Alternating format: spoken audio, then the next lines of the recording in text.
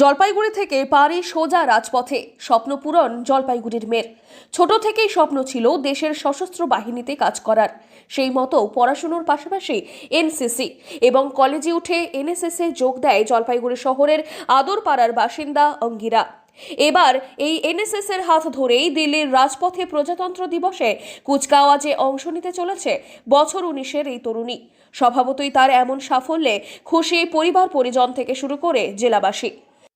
মেয়ের খবর পেয়েছি, কারণ মেয়ের এটা আসলে একটা স্বপ্নই ছিল। আমার খুব ভালো লাগছে। আর মানে মেয়েরও স্বপ্ন ছিল যাতে ও রাজপথে প্রধানমন্ত্রীর সামনে উনি জাতীয় পতাকার সামনে সেলিউট জানাতে পারবে, এটা ওর স্বপ্ন ছিল। আর এটা স্বপ্ন পূরণ হয়েছে, আমরা খুবই আনন্দিত। জলপাইগুড়ি প্রসন্নদেব মহাবিদ্যালয়ের 3য় বর্ষের বিজ্ঞান বিভাগের ছাত্রী অঙ্গিরা ঠাকুর কলেজের মধ্যে এনএসএস প্যারেডে প্রথমে জেলা এবং পরবর্তীতে রাজ্যে সুযোগ পায় সে।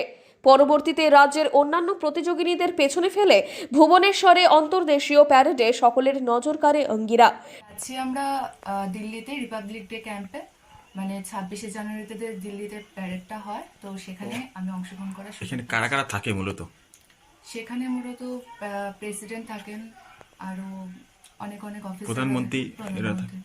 তো সেই জায়গায় সেটা প্রচন্ড ভালো লাগছে। এটা আমার ছোটবেলায় একটা স্বপ্ন ছিল, যেটা এখন বাস্তবে পরিণত হতে চলেছে। সেখানেই তাকে জানানো হয় 2024-এর প্রজাতন্ত্র দিবসে কুচকাওয়াজে এনএসএস এর হয়ে প্রতিনিধিত্ব করবে জল শহরের এই ওয়ান্ডার গার্ল। এনএসএস এর তরফে পশ্চিমবঙ্গ থেকে 8 জনকে বাছাই করা হয়েছে দিল্লির রাজপথে প্রজাতন্ত্র দিবসের মহা অনুষ্ঠানে অংশ নেওয়ার জন্য। তার মধ্যে নাম রয়েছে অঙ্গিরার।